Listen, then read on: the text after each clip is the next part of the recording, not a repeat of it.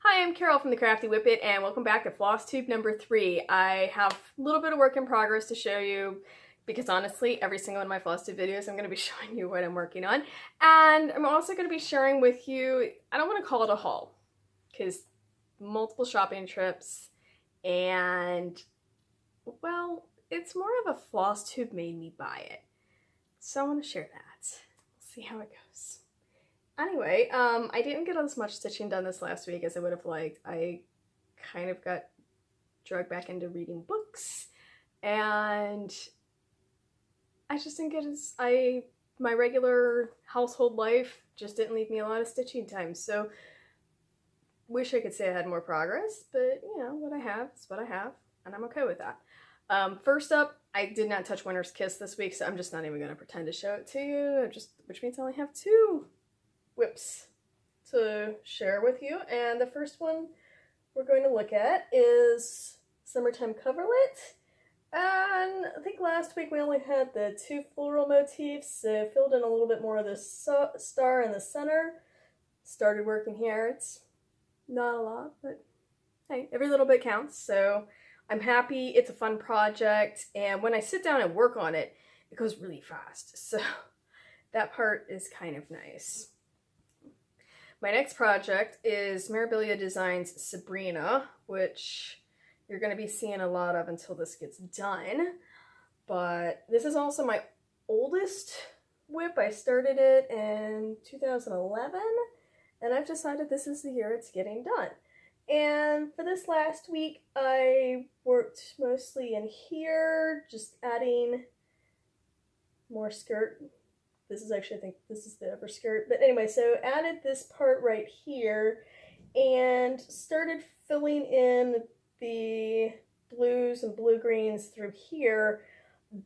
My working copy, the dividing is like right here, so I don't have a good way to count across the white stitches, so I almost have to create a boundary on this side, a boundary on that side. So I'm working on that so that I can start filling this in next, kind of bring it all down level and then continue down this way. I mean, it's going, it's fun stitching, but I'm ready to be done. Actually, I want a bead on this. Like, so just as looking over here, you can hopefully see all of the spots that are not filled in. Well, right now, so you only have the little bit of dark for the flowers here, you have the dark ribbon trim, but all of these beads are dark, so high contrast. I want to see that. I'm really excited about that. So the problem though is I really can't bead until I choose not to bead until I get all the DMC in. I would say for reasons, but for this project, because of where the Karen water lilies are up here, I've decided I'm going to get to the bottom and then I'm going to start beading from the bottom and basically work my way back up. So I mean, I could put the beads in up here, but those are the ones I'm excited about. I'm excited about the ones in the skirt, so we'll get there soon, because Christmas, whew. But I feel like if I really buckle down, I can get this done. It's funny though, once I set a deadline on myself, then I start resenting the deadline and then I don't want to work on it. So when books show up in the mail, then I feel like reading those instead of doing my work. Okay, so I hadn't shared the amount of patterns that I have acquired over the last month, somewhat because it's a little embarrassing. I had mentioned that I had spent a fair amount of money at my LNS this last month, and I realized that sounded a little complaining of me, and I did want to share I have no money constraints. No, we all have money constraints. We all have a budget to stay within, but I'm not spending money that we need elsewhere by me buying cross-stitching stuff. It's my husband and I, we each get basically a monthly allowance, and we carry it over from month to month, so if you don't spend anything in a month, okay, that money holds on for the next. The idea is you can save up, because we all have things that are cost money that you don't really want to have to justify. My husband likes to buy insanely expensive graphics cards for his computer, and if it's coming out of his fun money, then go for it. Well, so the cross stitching is the same way. Unfortunately, I took my budget from, I had saved up several months worth of money, so I was kind of flush with cash too. I got nothing. I am starting November 1, I am starting at 0, which is a little depressing. I really liked the idea of saving for things that I'm not accountable for to anyone else, and then I went and blew it all. And I don't want to say that Flosstube made me do it, but Flosstube definitely enabled my purchasing behavior. So let's start with this. I'm actually kind of starting with the thing I was most excited to find, but I was in my LNS basically 3 times this month, which I only go in like basically every 3, maybe 4 or 5 months. And that's probably, the 5 months is more accurate. So showing up so many times in 1 month was kind of bad for my my budget. But I was excited to find Long Dog Samplers. Oh yeah, Death by Cross Stitch. And I incidentally think that name is absolutely stupid, but isn't this pretty? And I haven't even pulled it out of the plastic yet, so if you're hearing the sounds and when I hear all the plastic making noises in other people's Flosstube videos, I kind of feel bad because I really hate the crinkling sound, and here I am making it too, and probably all the glare. But I saw this Pam's Crafty Corner. I deep dived her archives. I started back at the beginning. Sorry, that kind of makes me feel like a creeper, but I love the projects that she picks. And when she brought this out, I had never heard of Long Dog Samplers before, never really noticed them in the shop, and this is amazing. I just love the intricacy of it, and at least last video I'd seen it. She's still like up in here, but it's so neat looking, and my LNS had it. I don't remember if I was really looking for it. I think I just kind of stumbled across it because they don't have everything grouped by brand. A lot of things you'll find like one here and nothing else, and then you'll be in a totally different section of the shop and there's another Long Dog. And the other thing, so I had already kind of looked at this online and said, I'm not going to buy the PDF, but if I come across it in the wild, I'm totally going to buy it. So I totally bought it. It was very exciting, and I'm not going to lie, I have whippets. I guess they would count as long dogs too. And sighthound people are weird. I don't say this in a bad way. I have 3 dogs now. If you had asked me 5 years ago if I was going to have 3 dogs, I would have said, nope, never. I'm a 1-dog person, if that. Maybe I never want another dog again. Yeah, we got 1 whippet, and then she got a brother a year later, and then we got the sister 2 years after that. We kind of make fun of this as poor life choices. But anyway, so the name of the brand was, it kind of tickled my funny bone, but this is so cool, and I'm so happy that I was able to find it. And she has other ones on her website that also look really good, but I'm gonna stick with buying just 1 for the moment. I don't have the fabric to start this, and I've already decided I'm gonna do it in regular old DMC. I'm not sure. I'm gonna pick probably the darkest gray I can find, and I'm super excited. So hopefully I'll get a chance on getting this one going. But yeah, if not for YouTube, I wouldn't have known about it. On the same trip to the LNS that I picked up Death by Cross Stitch, the new pattern carousel had, and they have the slots that have patterns sitting on them, and then they have the little clips on the edge for even more stuff, so it's where a lot of the smaller things are. And I ran into Cottage Garden, the Songbirds Garden series, #1. And I had seen this on Jessie Marie's channel and thought it was adorable. I love the cardinals. I'm a big fan of birds. The Ellen Love is kind of ugly, but you know what? It's so cute. I couldn't say no. But they didn't have just this one. Nope. They had #2, Marion Bright, as well. And this one is just too, I just thought it was adorable. If it had been just like this on its own, I probably wouldn't have got it, but as part of a series, I think it's awesome.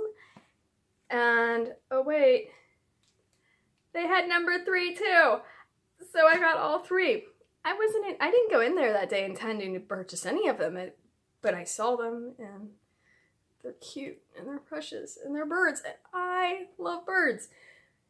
But again, if I hadn't seen this on Flosstube first, I probably wouldn't have really looked all that closely, but I had already seen them. They were familiar.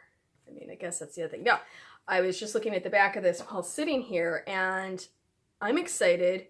So the floss is all calling for Weeks Dye Works, but they have the nice alternate DMC next to it. So having learned from kitting up Ink Circles Tapestry, I will be sitting there with my Weeks Dye Works and the DMC and seeing which ones really matter to me. Because I'll be honest, for some of this, where like the trees, yeah, you want to see that variegation, but maybe in, I don't know, the birds themselves, I may not care as much because I just may not. I don't know. I'm not kitting this up anytime soon, and I admit I totally went online and found that in the end there's going to be 12 of these. My LNS does not have number 4 yet, which came out in October, and it's a cute springtime themed one. Not quite as pretty of birds, but something else I'm learning about myself. You would think you'd make it, you know, to adulthood, knowing lots of things about yourself, and then I find all these things that I didn't know until, I don't know, past 30. I'm a completionist.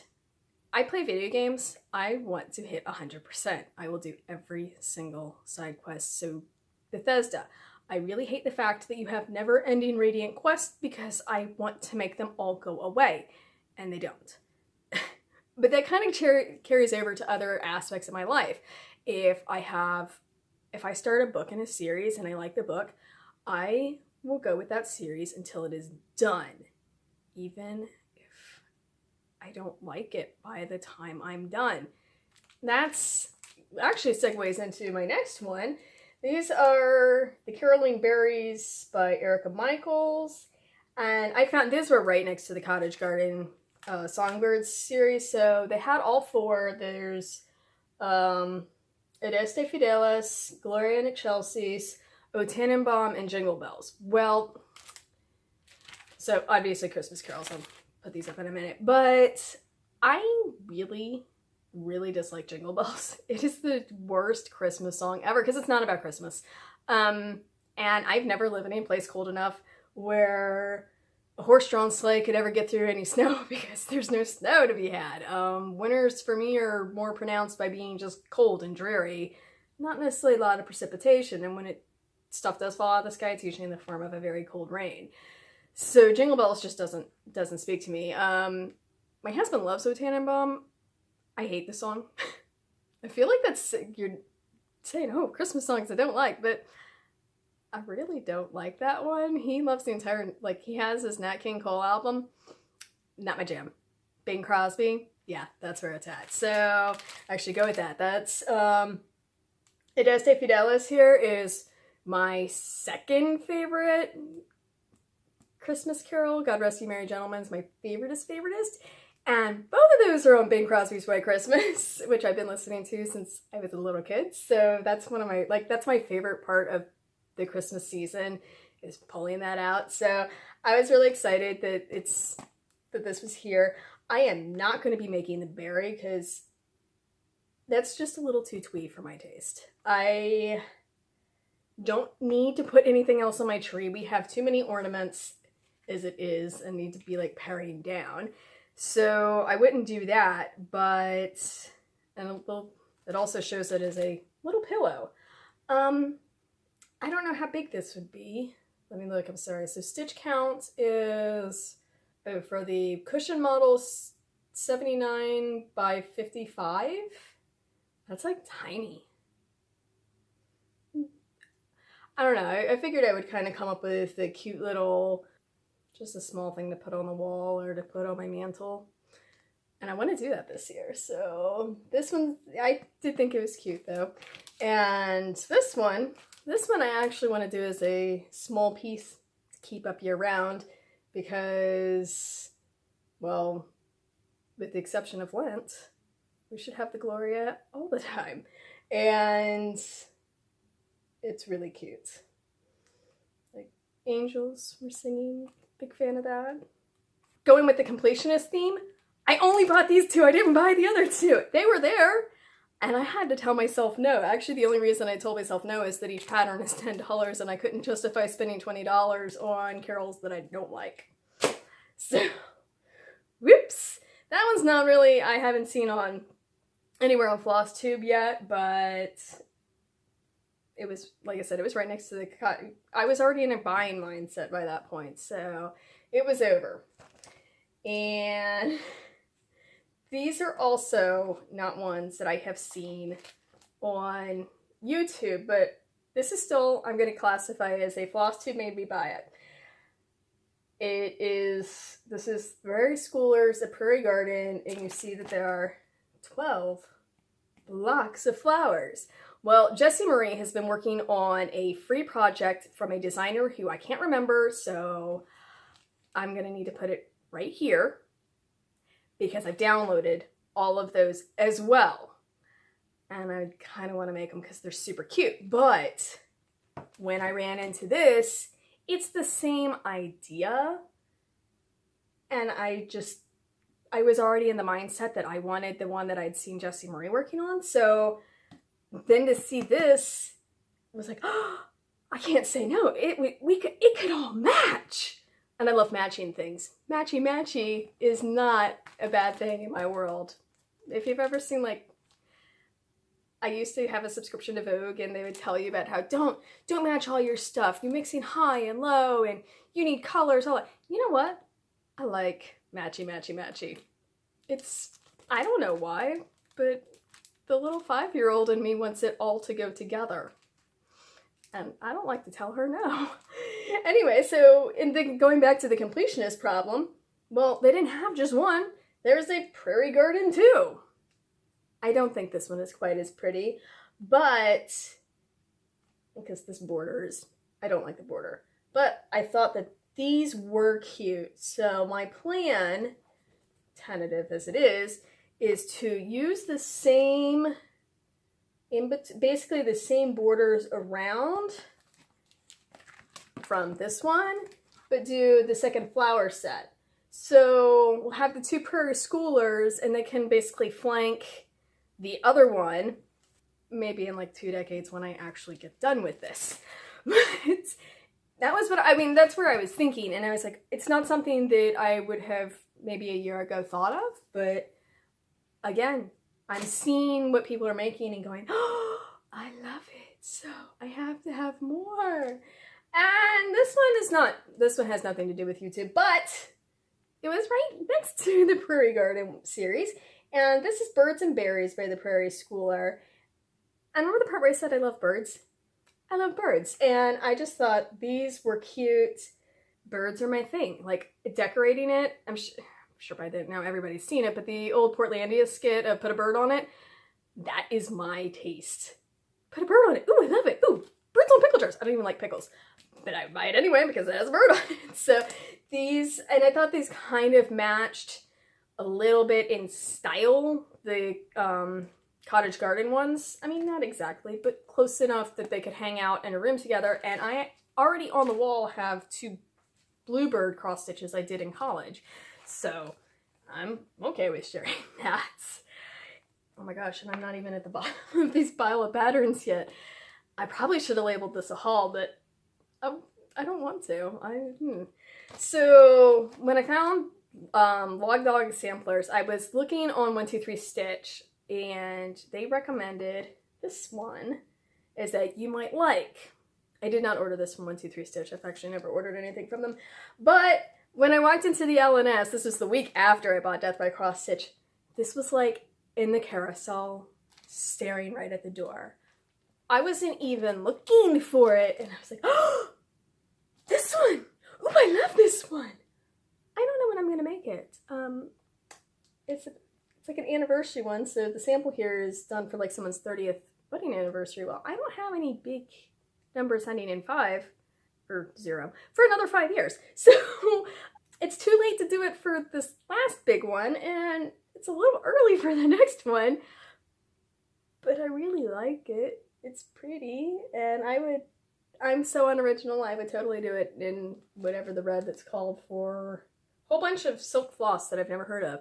So maybe I'll bite the bullet on that in a couple years. But in the meantime, it was but there's a hard copy. I don't have to order it. It's right here. Let me have it! Okay, these last two, this one I have seen someone on Flosstube. I don't even know if she was stitching it yet or if she was just sharing that she acquired it. But I really like the look of Rosewood Manor. I have two others. I haven't started stitching either of them yet, but I saw this, and the other ones I have a lot of colors to them, and this one being the single color is, I'm really feeling drawn to that look right now. It's a very simple yet clean. Simple yet clean. That doesn't even make sense. Let me try this again.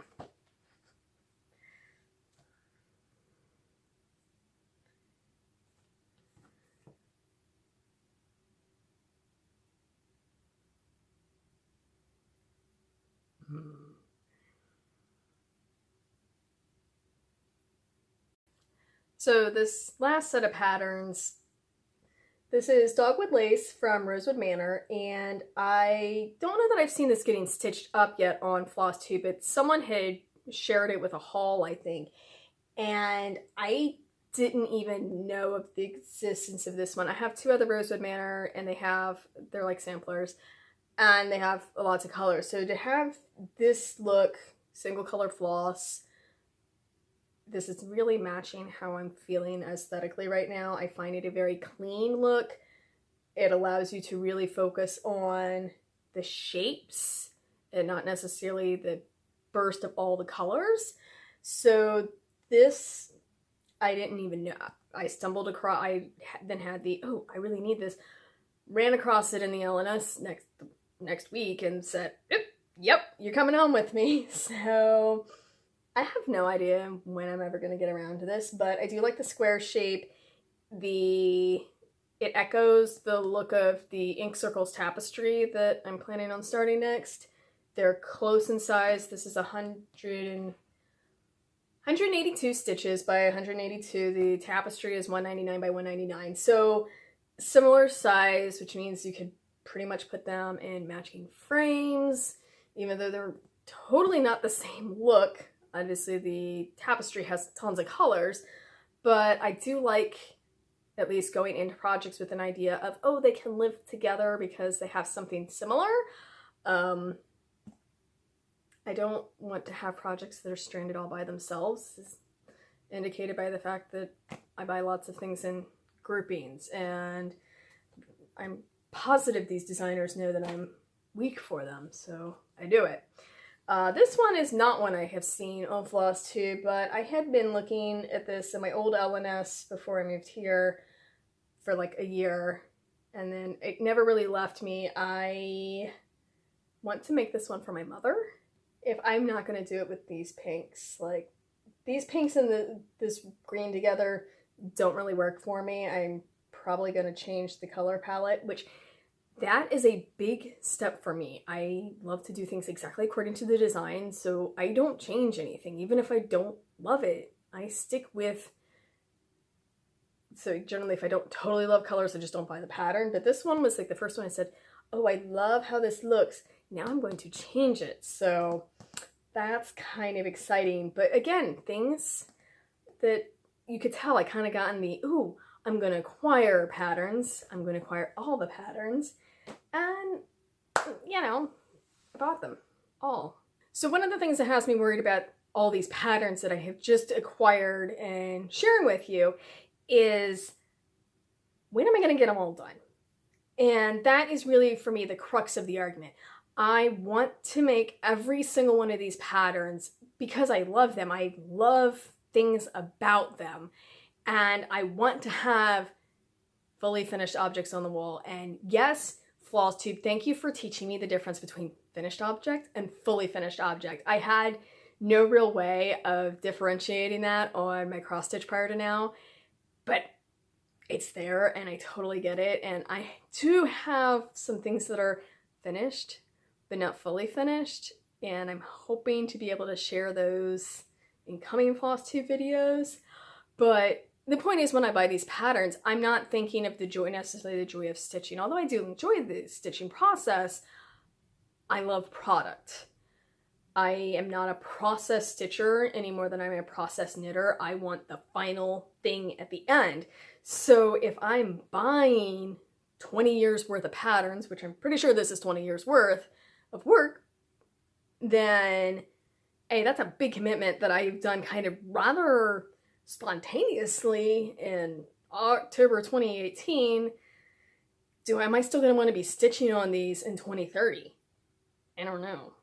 I hope I'm not still stitching on these in 2030. I hope they're all done and that I've moved on to other new and fun projects, because there are so many cool things out there that I did not know about before the advent of the internet, before being able to watch people's floss tubes. And I love so many of these projects that I want to be able to do them. So that's kind of my sharing a little. I do have a little unease at the idea of building up stash, which I've kind of started to do, only because I have done this with all of my other craft endeavors. My fabric stash is insane.